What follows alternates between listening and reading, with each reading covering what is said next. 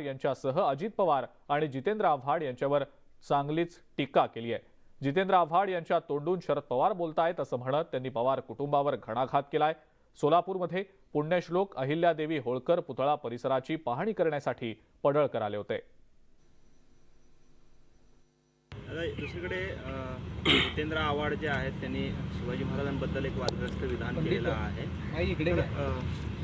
आव्हाड असं काही ठरवून करतायत? जितेंद्र आव्हाड हे वारंवार छत्रपती शिवाजी महाराज, छत्रपती संभाजी महाराज आणि हिंदू देवदेवता यांच्याविषयी आक्षेपार्ह विधान करतायत। कदाचित शरद पवार हे जितेंद्र आव्हाडांच्या तोंडून हे सगळं बोलत असतील असं मला वाटतंय।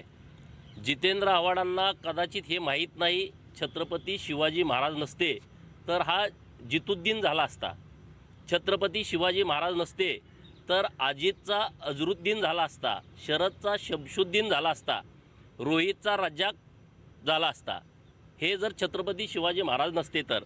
परंतु मताच्या राजकारणासाठी घाणेरडं स्टेटमेंट करणं, घाणेरडं राजकारण करणं ही पवारांची गेल्या 50 वर्षातली कूटनीती आहे।